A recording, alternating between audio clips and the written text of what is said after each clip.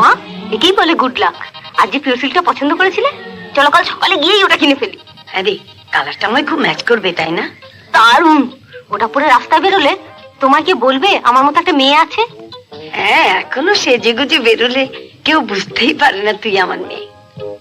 আচ্ছা, ওর সঙ্গে ম্যাচ করে তো একটা ব্লাউজ কিনতে হবে। হ্যাঁ গো, 300 টাকা রাজি হলে কেন? আর একটু বাড়িয়ে বলতে পারলে না? বাড়িয়ে বলবো কি, আমি তো এই টাকাটাই নিতে রাজি হচ্ছিলাম না। নিতেই রাজি হচ্ছিলাম না? কি এমন মাসে 1000 টাকা রোজগার করছো? নিতেই রাজি হচ্ছিলাম না। মা, আমার মাথায় একটা বুদ্ধি এসেছে। যতই মাথায় বুদ্ধি আসুক মা, এর থেকে 1 পয়সাও পাবে না। আমাকে দিতে হবে না, তুমি যাতে মাসে মাসে আরো বাবার থেকে 150 টাকা করে বেশি পেতে পারো, তেমন একটা বুদ্ধি দিতে পারি। আমি আবার 150 টাকা দেবো কোত্থেকে? তোমাকে এমনিতে তো দিতে হবে না।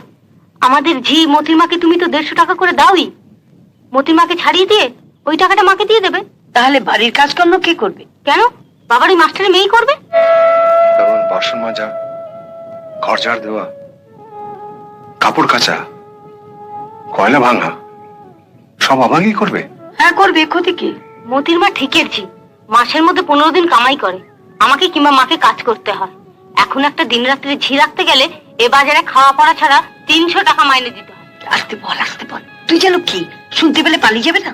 কেমন বুদ্ধি দিলাম বলো? এবার ডাক ওকে, দেখি কি কি কাজ করতে পারে। এই তুমি কি করতে যাচ্ছ বিভা? যিনি আমার মাস্টার মশাই, আমার শিক্ষা করু, কায়স্থ হয়ে বামুনের মেয়েকে দিয়ে আমাদের এটো বাসনপত্র ধোয়া হবে? থামো তো। বামুনের মেয়ে?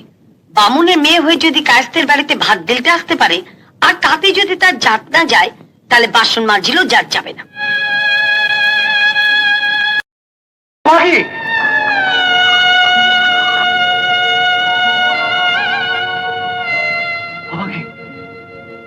তোরে কি দশা হয়েছে তোর?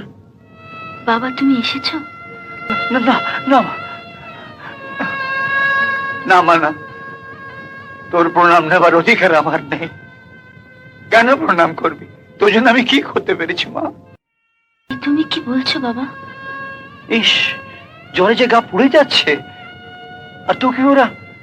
না মা না, তুই আমার সঙ্গে গায়ে ফিরে চল। না, আমি গায়ে ফিরে যাব না। ছোট মা। কি করবে তোর ছোট মা? তোকে বাড়িতে থাকতে দেবে না? আমি তোর জন্য আরেকটা ঘর ভাড়া করবো। 3 রাত আমি ছাত্র পড়াবো। দরকার হলে আমি আমি আমি আমি হাল নিয়ে মাঠে নামবো। আমি এখানে বেশ ভালোই আছি। হ্যাঁ, তোর কাকিমাও সেই কথা বললো। তুই ওর মেয়ের মতো সুখে আছিস, শান্তিতে আছিস, বন্ধুদের সঙ্গে সিনেমায় গেছিস।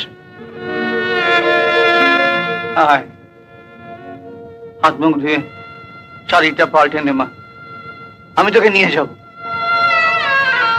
না বাবা, আমি এখানে বেশ ভালোই আছি।